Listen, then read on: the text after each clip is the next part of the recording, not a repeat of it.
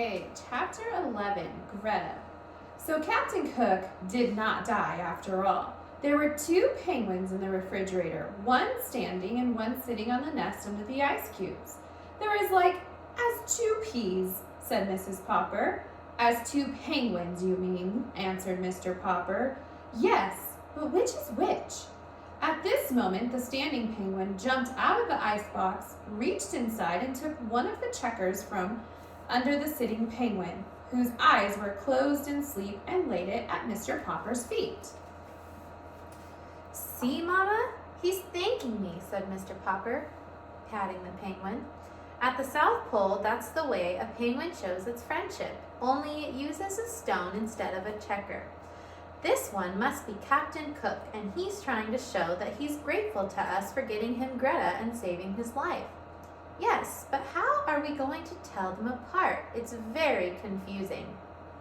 I will go down in the cellar and get some white paint and paint their names on their black backs. And he opened the cellar door and started down, nearly tripping when Captain Cook unexpectedly tobogganed down after him. When he came up again, Mr. Popper had a brush and a small paint can in his hands, while the penguin had a white Captain Cook on his back. "Gawk," said Captain Cook, proudly showing his name to the penguin in the icebox.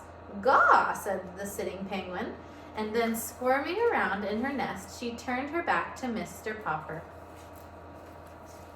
So, Mr. Popper sat down on the floor in front of the icebox, while Captain Cook watched, first with one eye, then with the other. "What are you going to call her?" asked Mrs. Popper. "Greta."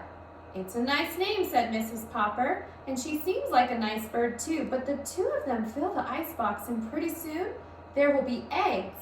And the next thing you know, the icebox won't be big enough for your penguins. Besides, you haven't done a thing about how I'm going to keep the food cold." "I will, my love," promised Mr. Popper.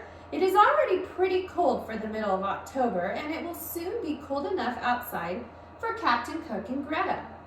"Yes," said Mrs. Popper, "but if you keep them outside the house, they might run away."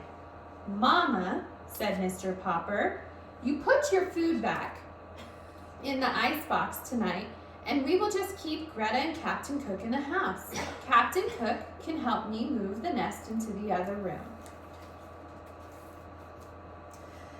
"Then I will open all the windows and leave them open, and the penguins will be comfortable." "They will be comfortable, all right," said Mrs. Popper, "but what about us?" "We can wear our winter overcoats and hats in the house," said Mr. Popper as he got up to go around and open all the windows. "It certainly is colder," said Mrs. Popper, sneezing. The next few days were even colder, but the Poppers soon got used to sitting around in their overcoats. Greta and Captain Cook always occupied the chairs nearest the open windows. One night, quite early in November, there was a blizzard, and when the Poppers got up in the morning, there were large drifts of snow all over the house. Mrs. Popper wanted to get her broom and have Mr. Popper bring his snow shovel and clear away the drifts, but the penguins were having so much fun in the snow that Mr. Popper insisted it should be left where it was. In fact, he even went so far as to bring an old garden hose up from the basement and sprinkle all the floors that night until the water was an inch deep. By the next morning, all the Popper floors were covered with smooth ice, with snow drifts around the edges near the open windows. Both Greta and Captain Cook were tremendously pleased with all that ice. They would go up on the snowdrift at one end of the living room and run down one behind the other onto the ice, until they were running too fast to keep their balance. Then they would flop on their stomachs and toboggan across the slippery ice. This amused Bill and Jane so much that they tried it too, on the stomachs of their overcoats. This in turn pleased the penguins greatly. Then Mr. Popper moved all the furniture in the living room to one side so that the penguins and the children would have plenty of room for real sliding.